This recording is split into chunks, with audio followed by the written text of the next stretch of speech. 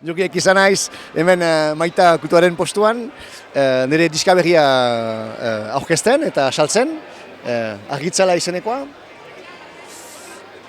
Eta hau da nire bigarren bakarkako lana, grabatu dana nik neuk autonomian, esanen nuke.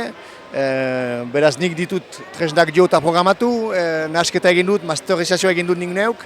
Beraz da lan bat zinez hori pixkat autonomian egin dut dana. Eta grabatu dut parteka hemen Euskal Herrian, eta beste partez munduaren beste puntan Taitin. Han pasatu baititut hilabete batzu pasaen urtean. Musikalki influenzia edo eragin oso ezberdinak dauzka barnean, bai igual nire gandik ezagutzen zen janik rock aldea edo, eta beste alde batera akustikoagoa edo intimoagoa. Eta letren aldetik esanen nuke batez ere zentratua dela emozioen gainean edo emozioekin ditugun harremanaren gainean.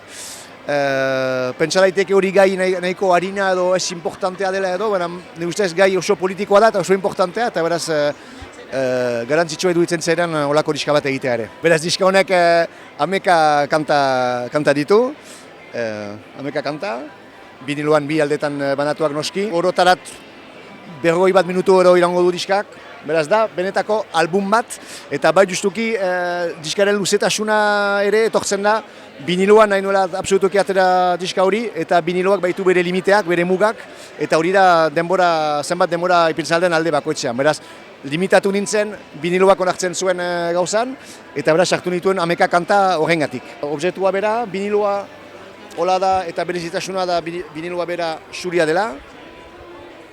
Hala. Eta gero CD-ak badu ere bere berezitasuna, hau da, etxean ere nik ditut pixkat eraikitzen edo fabrikatzen, alde batetik etortzen zaizkit CD-ak, beste batzetik kartoiezko kutsa polita hauek, eta gero beste aldetik postal batzu eta nik ditu montatzen etxean, eta hori ere egiten dut etxean. Beraz, dena oso eskulana da eta oso artisanala.